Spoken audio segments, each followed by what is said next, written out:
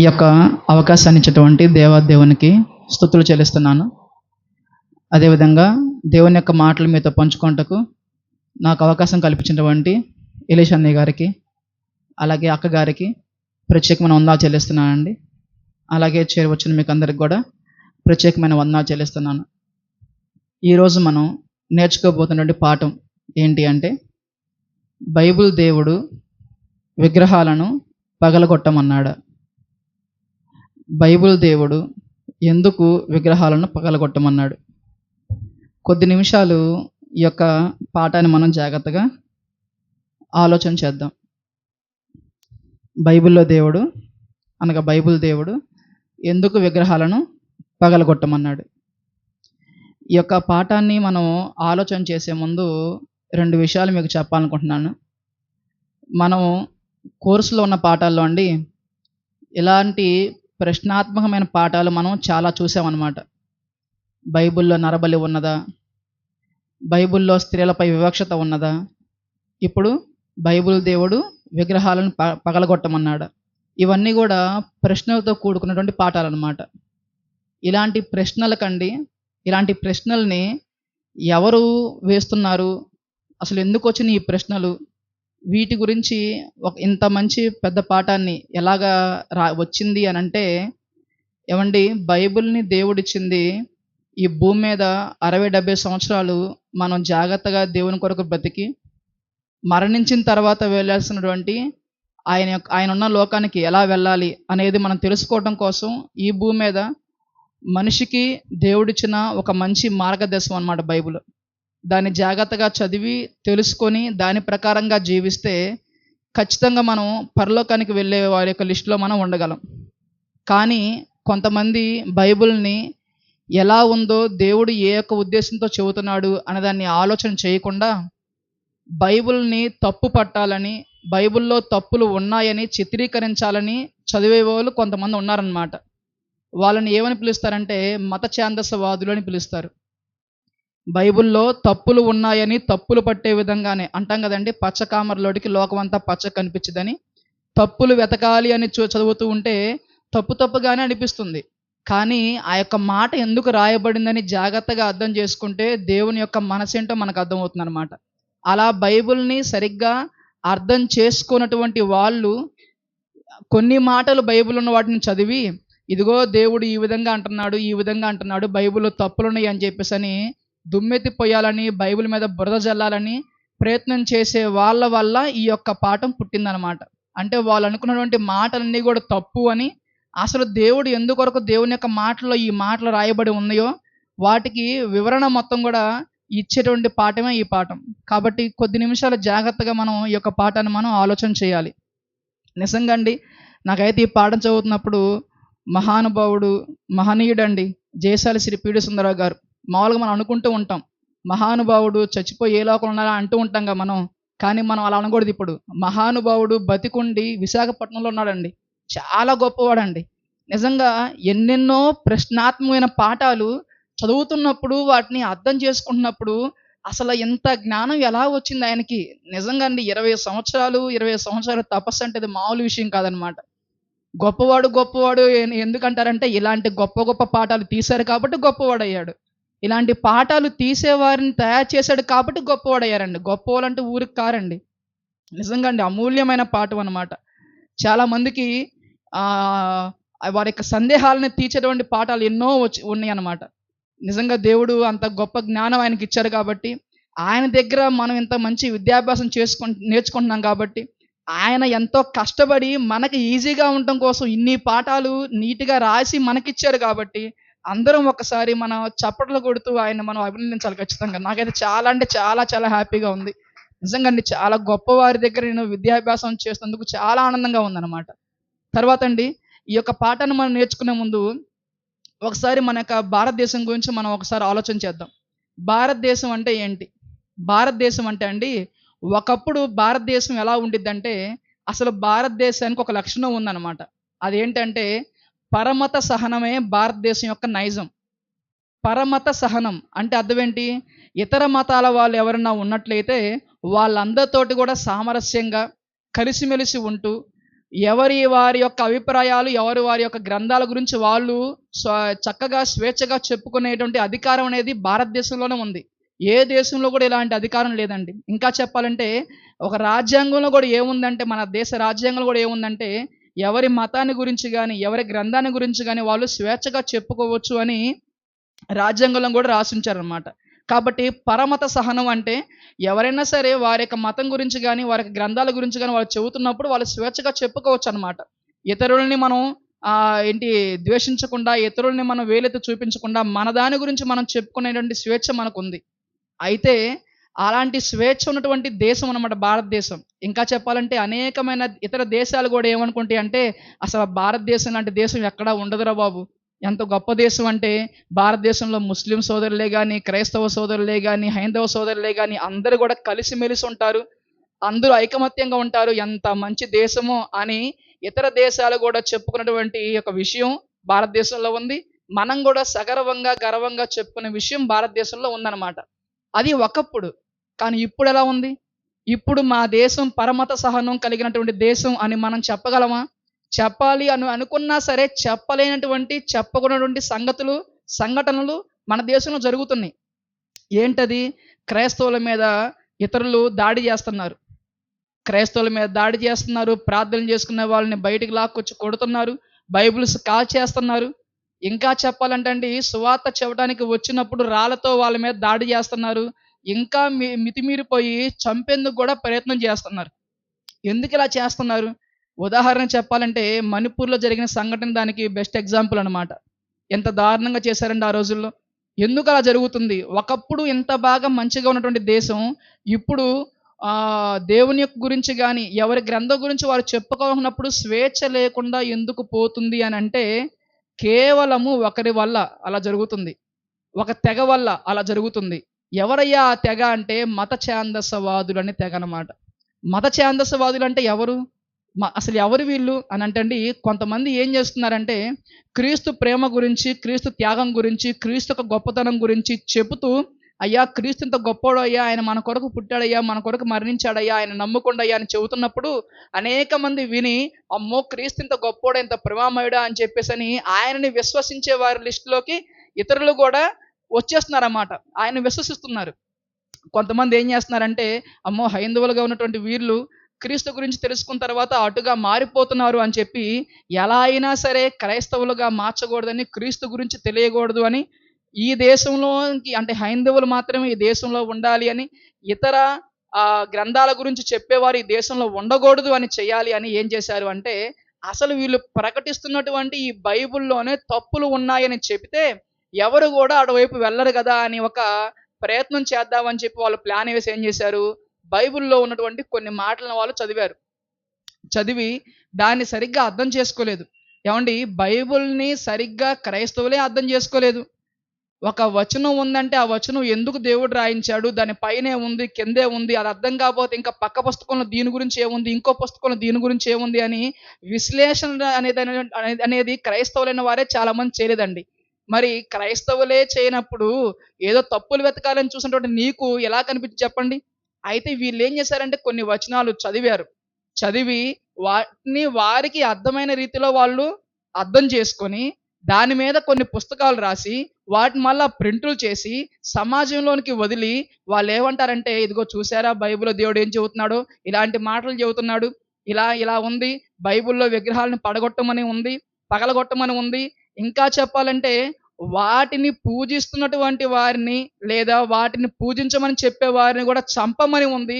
చూసారా, ఇలాంటి దేవుణ్ణి ఎవరైతే నమ్ముతున్నారో వాళ్ళు ఒకానొక రోజున మనం విగ్రహాలను పూజిస్తున్నామని మనల్ని కూడా చంపరని రుజువేంటి చెప్పు? మనల్ని కూడా చంపరని ఎలాగ నమ్మాలి చెప్పు? కాబట్టి ఇలాంటి వాళ్ళు మన దేశంలో ఉంటే ఖచ్చితంగా మనకే కదా ఇబ్బంది. సో ఇలాంటి వాళ్ళని మనం తరిమేద్దాం, ఇలాంటి వాళ్ళు ఉండకూడదు, వీళ్ళని చంపేద్దాం, వీళ్ళ బైబిల్ కాల్చేద్దాం అని చెప్పి మత ఛాందసవాదులు ఏం చేస్తున్నారు అంటే, మంచిగా ఉన్న హైందవుల హృదయాలను కూడా చెరిపివేసి, కలచివేసి, వాళ్ళని రెచ్చగొట్టి చివరికి క్రైస్తవుల మీదకి వాళ్ళని వదిలేటువంటి ప్రయత్నం చేస్తున్నారండి. ఏమండి, ఇలాంటి వారు ఉన్నారా అంటే ఒకప్పుడు కూడా ఉన్నారండి. పౌలు గారు ఉన్నటువంటి డేస్‌లో కూడా ఉన్నారు. పౌలు గారు వచ్చి మంచి మాటలు చెబుతున్నప్పుడు అన్యులని రెచ్చగొట్టి ఆయన మీదకి మళ్ళా ఉసిగొలిపారనమాట. అలాంటి వాళ్ళు కూడా ఉంటారు. కాబట్టి ఇలాంటి వాళ్ళు ఉన్నటువంటి సమాజంలో అండి, వాళ్ళు చదివినటువంటి ఒక మాట అన్నమాట. ఏంటంటే బైబిల్‌లో ఉన్నటువంటి దేవుడు విగ్రహాలను పగలగొట్టమన్నాడు. మరి ఇలాంటి దేవుడిని పూజించవచ్చా? అసలు ఇలాంటి వాళ్ళు ఇక్కడ ఉండవచ్చా? అని వాళ్ళు ఒక ప్రశ్నను లేవనెత్తి అనేక మంది యొక్క మనసులను చెదరగొడుతున్నారు. అసలు దేవుడు ఎందుకు ఆ మాట రాయించాడు? అసలు దాని యొక్క అర్థం ఏంటి? పరమార్థం ఏంటి? దేవుడు ఎందుకు ఈ మాటలు చెబుతున్నాడని మనం జాగ్రత్తగా కొద్ది నిమిషాలు ఈ యొక్క పాటను మనం జాగ్రత్తగా ఆలోచన చేద్దాం. మొదటిగా అసలు వాళ్ళు ఏ యొక్క వచనాలు చూసి వాళ్ళు పొరబడ్డారో మనం తెలుసుకుందాం. ముందుగా మనం చూస్తే అండి, నిర్గమాకాండము 23వ అధ్యాయము 23వ వచనం మనం చూస్తే, నిర్గమాకాండము 23వ అధ్యాయము 23వ వచనంలో అక్కడ ఏముంది? ఎట్లనగా నా దూత నీకు ముందుగా వెళ్ళుచు అమోరీయులు, హిత్తీయులు, పెరిజీయులు, కనానీయులు, హివ్వీయులు, యెబూసీయులను వారున్న చోటుకు నిన్ను రప్పించును. నేను వారిని సంహరించెదను. 24వ వచనంలో వారి దేవతలకు సాగిలపడకూడదు, వాటిని పూజింపకూడదు, వారి క్రియల వంటి క్రియలు చేయక వారిని తప్పక నిర్మూలన చేసి వారి విగ్రహములను బొత్తిగా పగలగొట్టవలెను. తర్వాత ఏముంది? నీ దేవుడైన యెహోవానే సేవింపవలెను. అప్పుడు ఆయన నీ ఆహారమును నీ పానమును దీవించును.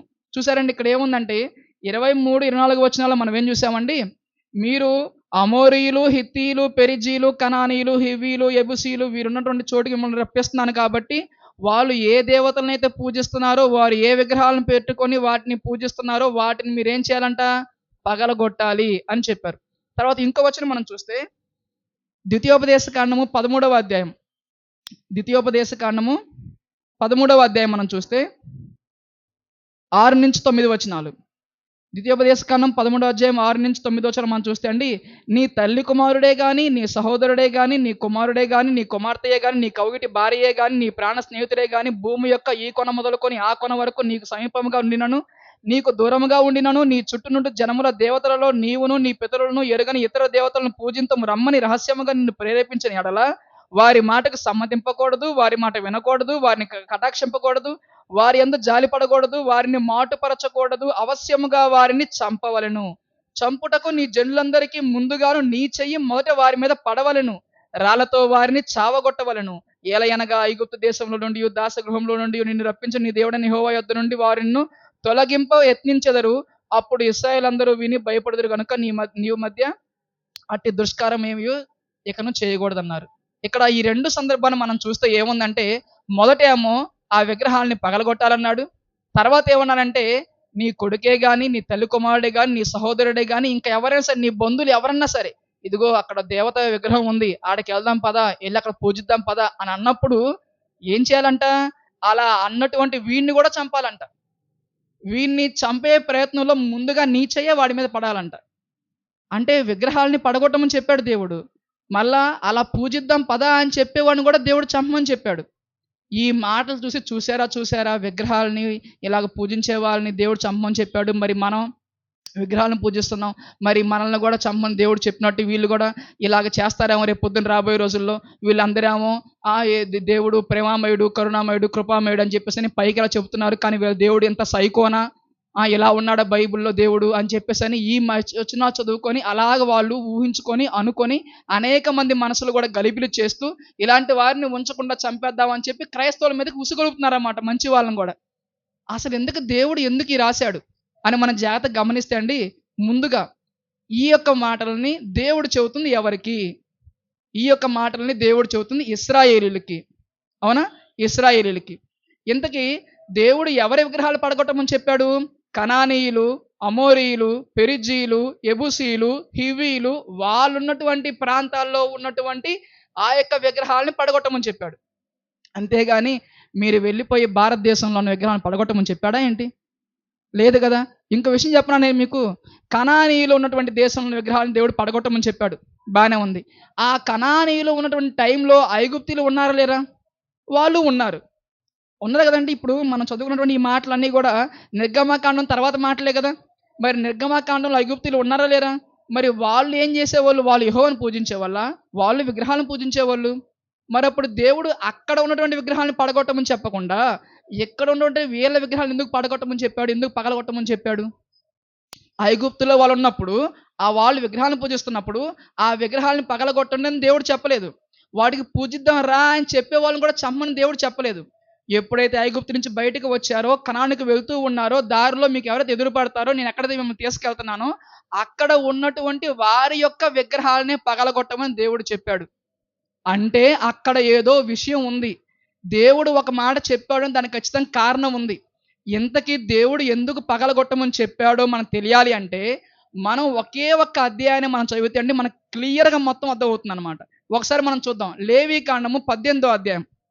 లేవీకాండం 18థ్ అధ్యాయం 1 ఒకటో వచనం నుంచి. లేవీకాండము 18థ్ అధ్యాయం 1 వచనం నుంచి 23 వచనం వరకు.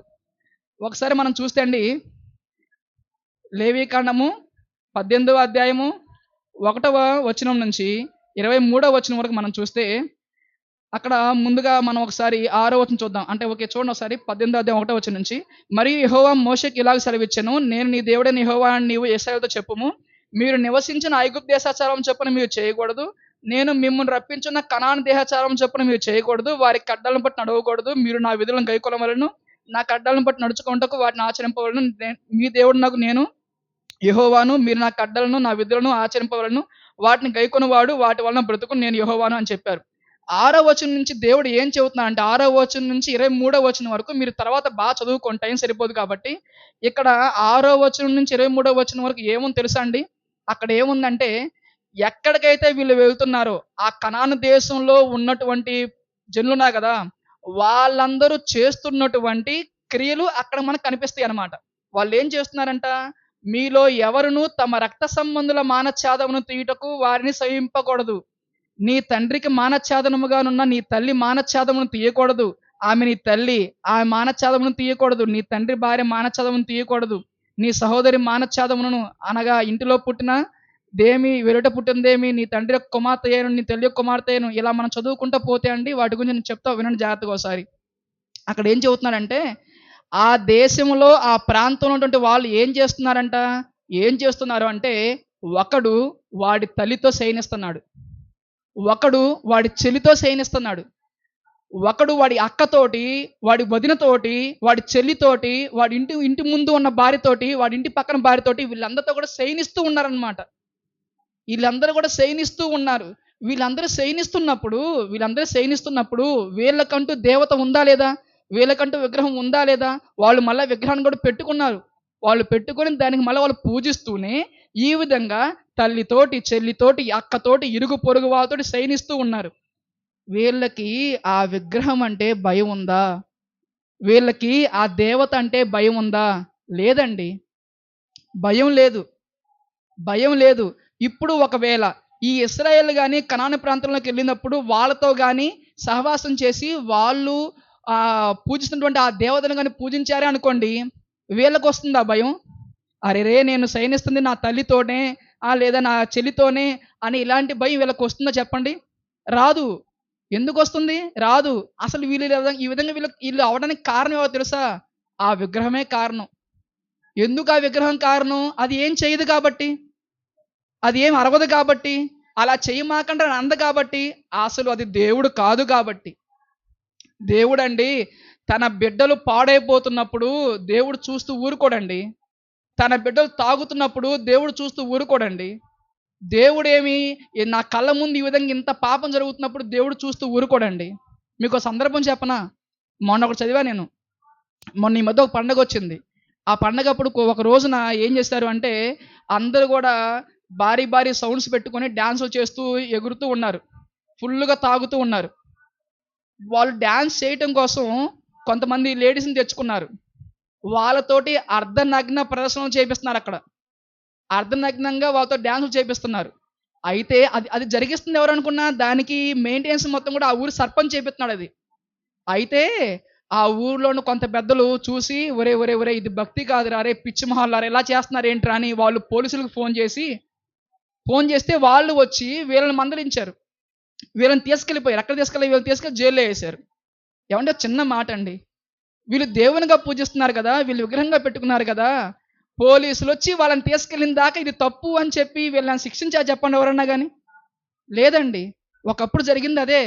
ఎదురుగా పాపం చేస్తున్నా సరే ఆ విగ్రహం మాట్లాడదు. ఆ విగ్రహం ఎటువంటి సూచనలు, ఆజ్ఞలు ఇవ్వదు. మీరు ఇలా ఉండకూడదు, ఇలా ఉండకూడదు అని ఏం చెప్పదు. ఇంకో విషయం చెప్పనా అండి? మనం చేసుకున్నది ఎప్పుడు గూడా మనకి రూల్స్ చెప్పదు. నేను ఫ్యాన్ తయారు చేశా. ఫ్యాన్ నా మాటే ఇనిద్ది. ఏసీ తయారు చేశా. ఏసీ నా మాటే ఇనిద్ది. ఒక మిషన్ చేశా. మిషన్ నా మాటే వినిద్ది. విగ్రహాన్ని చేశా. విగ్రహం కూడా నా మాటే వినిద్ది. గానీ విగ్రహం నాతో ఏమి ఇలా చేయకు, అలా చేయకు అని చెప్పదు. ఇంకో విషయం చెప్పనా? మనల్ని కంట్రోల్ చేసేదాన్ని మనం చెయ్యమండి. నన్ను కంట్రోల్ చేయని నేను నా చేతన చెప్పను దేనన్నా గాని చెయ్యను. నన్ను చేసిన వాడు నన్ను కంట్రోల్ చేస్తాడు. నేను కంట్రోల్ చేయలేను. అలాగే నేను చేసింది నన్ను కంట్రోల్ చేయలేదు. అబ్బా! నన్ను కంట్రోల్ చెయ్యి అని చెప్పి నేనే ఒకదాన్ని చేసి నన్ను కంట్రోల్ చేయని చెప్తానా చెప్పండి? నేనంత ఎర్రోన్నా చెప్పండి? లేదు. కాబట్టి మనుషులు చేసేవి ఏవి గూడా వాటిని కంట్రోల్ చేయలేవు. దేవుడు ఎందుకు చెప్పాడు అంటే వాళ్ళతో చేరమాకండ్రా అని. వాళ్ళు దేవతలుగా, దేవుళ్ళుగా వాళ్ళు పూజించుకోవడం కోసం వాళ్ళు కొన్ని విగ్రహాలు చేసుకున్నారు నాయన. వాళ్ళని అవి కంట్రోల్ చెయ్యవు. వాళ్ళని కంట్రోల్ చేసే పనైతే ఎవరైనా నీ తల్లితో ఏంట్రా నువ్వు శయనిస్తున్నావు అని ఖచ్చితంగా అది అరిసేదే. దాని భయం ఖచ్చితంగా వాడికుండేదే. కానీ లేదు అంటే అర్థమేందంటే వాళ్ళు పూజిస్తున్నది విగ్రహాలు అవి ఏమీ చేయలేవు. నువ్వు గాని వాళ్ళతో సహవాసం చేశావనుకో, ఇది చాలా బాగుందని చెప్పేసి నువ్వు గూడా వాళ్ళలా తయారైపోతావు. వాళ్ళలా అయిపోయి వాళ్ళు అపవిత్రులయ్యారు. నువ్వు గూడా అపవిత్రురాలైపోతావు నువ్వు. కాబట్టి నువ్వు వాళ్ళలాగా అవ్వకు నాయనా అని చెప్పేసని దేవుడేం చేశారంటే ఇలాంటివి ఉండటం వల్ల మనిషి అపవిత్రుడై చనిపోయి నరకానికి వెళ్ళిపోతాడు గాని వాడు పరలోకానికి వెళ్ళేవాడిలా అవ్వడు. కాబట్టి ఇలాంటివి దేనికి పనికిరాని విగ్రహాలు నువ్వు పడగలగొట్టు అని దేవుడు చెప్పాడు. సెకండ్ విషయం ఏందంటే, అదే అధ్యాయంలో మనం చదువుకుంటే మనకు కనబడుతుందనమాట. వాళ్ళకంటే ఒక దేవతుంది. ఒక దేవతను వాళ్ళు చేసుకుని ఒక దేవత విగ్రహం వాళ్ళు చేసుకున్నారన్నమాట. ఆ విగ్రహం పేరేంటంటే మొలేకు. మొలేకు అనే ఒక దేవత విగ్రహం ఉంది. అది అమోరీయుల దేవత విగ్రహం. అమోరీయుల విగ్రహం అన్నమాట అది. అయితే వాళ్ళ యొక్క ఆచారం ఏంటి అంటే, ఆ దేవత విగ్రహం ఎలా ఉంటుందంటే ఇదిగోండి ఇలా ఇలా చేతులు చాపి ఉండిద్దనమాట. ఇలా చేతులు చాపి ఆ విగ్రహం ఉండిద్ది. అదొక లోహంతో చేసిన విగ్రహం అనమాట. ఆ విగ్రహానికి కిందేముంటుంది? ఆ విగ్రహం కింద ఒక పెద్ద అగ్నిగుండం పెడతారు. ఆ మంటకి ఇదేమవుతుందంటే, ఈ విగ్రహం కదండీ! బాగా సెగలొచ్చేసి ఇది గూడా వేడైపోతుంది. వేడైపోయినప్పుడు అక్కడున్నటువంటి ఆ యొక్క అమోరీయులు ఏం చేయాలి అంటే, వాళ్ళకి పుట్టినటువంటి తొలి సంతానాన్ని తీసుకొని వచ్చి, ఆ విగ్రహం చేతుల మీద అలా ఉంచి వాళ్ళెళ్ళిపోవాలి ఇంకంతే. అంటే అలాగా వాళ్ళ యొక్క మొదటి సంతానాన్ని తెచ్చి ఆడ అలా ఉంచి వెళ్ళినప్పుడు వాళ్ళకి మేలు కలుగుతుంది అని వాళ్ళు రాసుకున్నారు కొన్ని. అంటే వాళ్ళు ఆ విధంగా వాళ్ళు దాన్ని పాటిస్తారన్నమాట. అలాగా వాళ్ళు పెట్టిన తర్వాత చిన్న పిల్లోడండి ఏం చేస్తాడు చెప్పండి? ఏం చేస్తాడు చిన్న పిల్లోడు? ఏడుస్తాడు కదా! వాడు ఏడుస్తున్నప్పుడు ఆ ఏడుపు విని వామ్మో! మళ్ళా నా బిడ్డ ఏడుస్తున్నాడు అని చెప్పేసి తల్లి ఎక్కడో వచ్చిద్దా అని చుట్టూరు అందరూ డప్పులు వాయిస్తూ ఉంటారంట. ఆ సౌండ్ వినపడకూడదని. ఇక వాళ్ళెళ్ళిపోతారు. అంటే మొదటి సంతానాన్ని చంపమని చెప్పి అంతే కదండీ! మొదటి సంతానాన్ని చంపే విధంగా ప్రేరేపించే విధంగా ఒక విగ్రహాన్ని పెట్టుకొని వాళ్ళు దాన్ని పూజిస్తున్నారు. ఇలాగా ఏవండీ ఇది ఒక ఒక బిడ్డ పుట్టాలంటే ఎంత ఎంత ఎంత చెప్పండి ఎంత కష్టం చెప్పండి. అసలు దేవుడు తల్లి గర్భంలో బిడ్డను తయారు చేయాలంటే ఎంతో కష్టపడతాడు. ఏవండీ ఒక నెలలో బిడ్డ పుట్టొచ్చు కదా! ఒక 2 నెలల్లో బిడ్డ పుట్టొచ్చు కదా! కాదండి ఒక బిడ్డ పిండం అనేది బిడ్డగా మారాలంటే వాడికి అన్ని అవయవాలు మొత్తం తయారవ్వాలంటే 9 నెలలు ఉంటుంది. అలాగే ఆ 9 నెలలు గూడా స్త్రీ పడే ఇబ్బందులు, ఆ వేదనలు ఒక సైడే పడుకోవాలంట. ఒక సైడే పడుకోవాలంట. ఇ ఇ ఇ ఇ ఇలా పడుకోకూడదంట కొన్ని నెలల తర్వాత. ఇలా స్ట్రెయిట్‌గా పడుకోకూడదంట. మళ్ళీ బోర్లా పడుకోకూడదంట. ఇటు పక్కో లేదా ఇటు పక్కో పడుకోవాలంట. మళ్ళా 2 గంటలకి ఒక సైడ్‌కి మారుకోవచ్చంట కావాలంటే. ఎందుకు? పాపం ఓర్చుకోలేరండి. 2.5 కేజీల బరువున్నటువంటి వస్తువుని మనం పెట్టుకొని మనం నడవగలమా చెప్పండి రోడ్డు మీద? ముందులా నడవగలమా మనం? అలాగే పెట్టుకొని మనం ఉండగలమా? ఎంత కష్టమండి. ఎంత కష్టమండి. దేవుడండి అసలు ఆ భారాన్ని, బాధని భరించేది స్త్రీలు కాబట్టి స్త్రీలకే ఇచ్చాడనుకుంటా నాకనిపిచ్చిద్ది. ఆ! కాబట్టి మరి ఇంత కష్టపడి తల్లి మోసిందే, దేవుని కృప వల్ల దేవుడు ఆ బిడ్డనిచ్చాడే, దాన్ని ఇంకెంత పెంచుకోవాలి చెప్పండి. అలాగా ఉండకుండా మొదటి సంతానాన్ని ఇస్తే మేలు కలుగుద్దని చెప్పినటువంటి ఆ యొక్క వాళ్ళు భక్తులా? అది దేవత చెప్పండి. అసలు అలా చేయొచ్చా చెప్పండి? ఒరేయ్ బాబు! మీరు గూడా దాన్ని గాని పాటిస్తే మీరు గాని అలా వెళ్ళినట్టయితే మీరు గూడా మీ పిల్లల్ని పోగొట్టుకుంటారు నాయనా. నేను ఎంతో ప్లాన్ తోటి, ఎంతో ఇష్టపడి మీకు నేను పిల్లల్నిస్తున్నాను. మీరు నా పని చేయాలి, మీరు నా పని చేయాలని దేవుడు ఎంతో కోరుకుంటున్నాడు పిల్లల్ని. ఇలాంటి వాళ్ళు పిల్లల్ని గూడా చంపే విధంగా ఇలాంటి పూజలు, భక్తులు చేస్తున్నారు కదా! కాబట్టి అలాంటి వారిని మీరు పాటించమాకండి. వాళ్ళని మీరు అనుసరించమాకండి. వాళ్ళతో మీరు సహవాసం చేయమాకండి. వాళ్ళతో మీరు నిబంధన చేసుకోమాకండి అని దేవుడు చెప్పాడు. అందుకని అలాంటి విగ్రహాలను పడగొట్టమన్నాడు. అరే! ఇదిగో మొదటి సంతానాన్ని తీసుకునిద్దంట ఆ దేవత. రా ఆడికెళ్ళి పూజిద్దాం అని వాడిని కూడా చంపు అని చెప్పాడు దేవుడు. అది తప్పా చెప్పండి? తప్పు కాదు కదండీ! తప్పు కాదు కదా! ఏవండీ తప్పు చేసేవాడు తప్పు చేయడం తప్పు. అరే! తప్పు చేద్దాం రా అని చెప్పేవాడి గురించి మనం వెళ్ళామనుకోండి, మనం కూడా ఏమవుతాం? మనం కూడా పాపంలో పడతాం. మరి మనకు కూడా శిక్ష వస్తుందా రాదా? ఇప్పుడు 'నిర్భయ' తెలుసు కదండీ మీకు 'నిర్భయ' గురించి. ఆ రోజు ఆ అమ్మాయికి అలా జరిగింది. అందరిని ఏం చేశారు? చంపేశారు. అంటే ఇప్పుడు అలాగ తప్పు చేస్తే ఒక అమ్మాయిని అలా పాడు చేసి, అలా క్రూరంగా, కర్కశంగా అలా చేసినప్పుడు వాళ్ళని చంపటం, వాళ్ళకి శిక్ష వేయటం కరెక్టేగా! మరి కరెక్ట్ అన్నప్పుడు ఇలాంటి తల్లిని, చెల్లిని, అక్కని వాయువాసం లేకుండా ఈ విధంగా చేద్దాం అనుకోని వాళ్ళు జీవించే వాళ్ళ యొక్క విగ్రహాలని విగ్రహాలను పూజించడం కరెక్టా? కాదు గదా! అలాంటి వారు పాపం చేద్దామని పిలిచే వాడిని చంపటం తప్పా? రైటా? తప్పే కాదు కదండీ! కరెక్టే కదా! కాబట్టి దేవుడేం చెబుతున్నాడు అంటే, అలాంటి వారి మాటలు వినకండి. అలాంటి వారిని అనుసరించమాకండి అని దేవుడు చెప్పాడు. కానీ, కానీ అలాంటి వారిని వినొద్దు అని అన్నా గాని, వాళ్ళతోనే మళ్ళా ఇశ్రాయేలు సహవాసం చేశారు. వాళ్ళ మాటలే విన్నారు. వాళ్ళతో నిబంధన చేసుకొని వీళ్ళు గూడా అపవిత్రులుగా మారిపోయారు. ఒకసారి ఆ మాట చూసుకొని మనం ముగించుకుందాం. కీర్తనల గ్రంథము 106 అధ్యాయము 34 కీర్తనల గ్రంథము 106 అధ్యాయము 34 వచనం మనం చూస్తాం ఒకసారి. 106 అధ్యాయము 34 వచనం. యెహోవా వారికి ఆజ్ఞాపించినట్లు వారు అన్యజనులను నాశనము చేయకపోయిరి. అన్యజనులతో సహవాసము చేసి వారి క్రియలు నేర్చుకొనిరి. వారి విగ్రహములకు పూజ చేసిరి. అవి వారికి ఉరి ఆయను. ఏవండి నిర్గమకాండంలో 23 అధ్యాయం దేవుడు అంటాడు తెలుసా అండి? దేవుడు ఏమంటాడంటే, ఒరే బాబు వాళ్ళు ఇలా ఉన్నారు నాయన, మీరు ఆడికెళ్తారు. ఆడికి వెళ్ళినా గాని మీరు వారి క్రియలు మీరు నేర్చుకోమాకండి. వాళ్ళని పూర్తిగా మీరు వాళ్ళని చంపేసేయండి. వాళ్ళని వెళ్ళగొట్టేసేయండి. వాళ్ళ క్రియలు మీరు నేర్చుకోమాకండి. అలా నేర్చుకుంటే మీకు అది ఉరి అయిద్దయ్యా అని దేవుడు చెప్పాడు.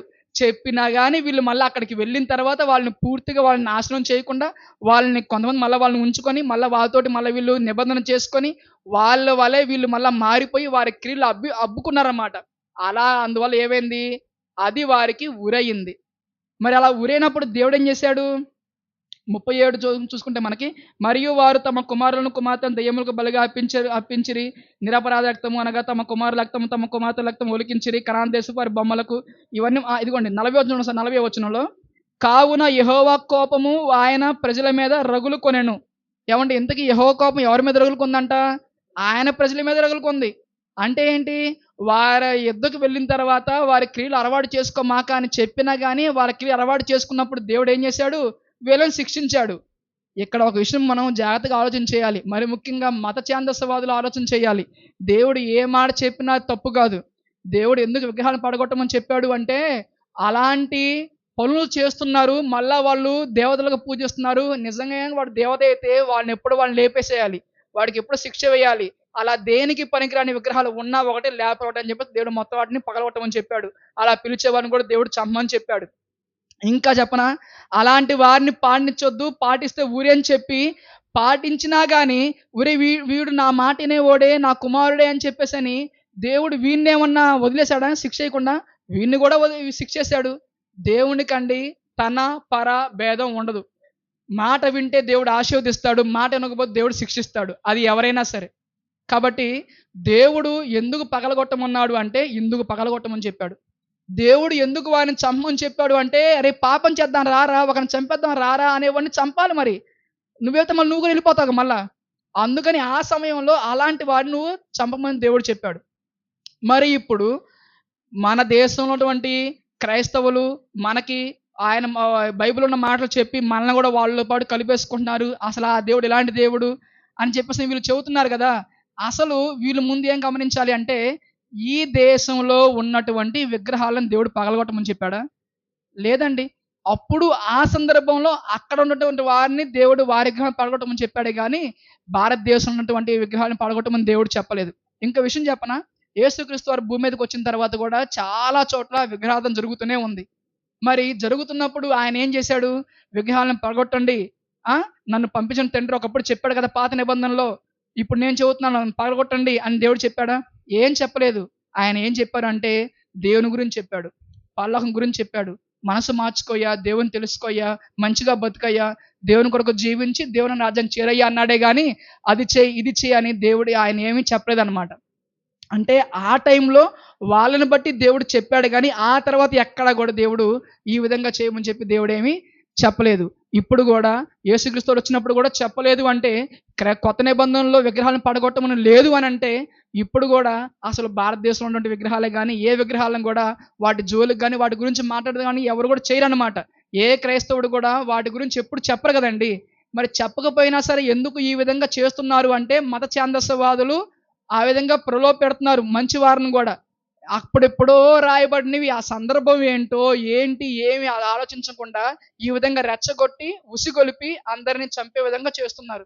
ఏవండీ ఈ పాఠం చదువుతున్నప్పుడు అంటే ఈ విధంగా ఒకప్పుడు జరిగిన దాన్ని గూడా సరిగ్గా చదవకుండా మనుషుల యొక్క హృదయాల్ని మార్చేసి మణిపూర్ లాంటి సంఘటనలు జరిపిస్తారా అంటే జరిపిస్తున్నారు. మరి ఇలాంటి సందర్భంలో మనం ఏం చేయాలి? దేవుని యొక్క మాట జాగ్రత్తగా పఠించి, పాటించి మనం విశ్వాసంగా గట్టిగా దృఢంగా ఉండాలి. మరి ముఖ్యంగా మన పిల్లల్ని గూడా ఒరేయ్ బాబు ఇలాంటి వోళ్ళు పుడతారయ్యా, ఇలాంటి వోళ్ళు ఇలా చేస్తారయ్యా, కాబట్టి జాగ్రత్తగా ఉండయ్యా. దేవుడు మనకిచ్చిన గొప్ప కృప మనం బీఓఏలో ఉన్నామయ్యా, నేర్చుకోవాలయ్యా అని చెప్పి మనం గూడా వాళ్ళని పెంచాలి. మరి అలా చేస్తున్నామా? మనల్ని మనం జాగ్రత్తగా పరిశీలన చేసుకొని తెలుసుకున్న విషయం ఏంటి అంటే, కనాను ప్రాంతంలో ఉన్నటువంటి విగ్రహాలను మాత్రం దేవుడు పగలగొట్టమని చెప్పాడు. ఇక వేరే ఏ ప్రాంతంలో అంటే ఇప్పుడు భారతదేశంలో ఉన్న విగ్రహాలని దేవుడి గురించి దేవుడేమి చెప్పనే చెప్పలేదు. అప్పుడు నువ్వు చెప్పాడు అంటే చెప్పాను కదండీ!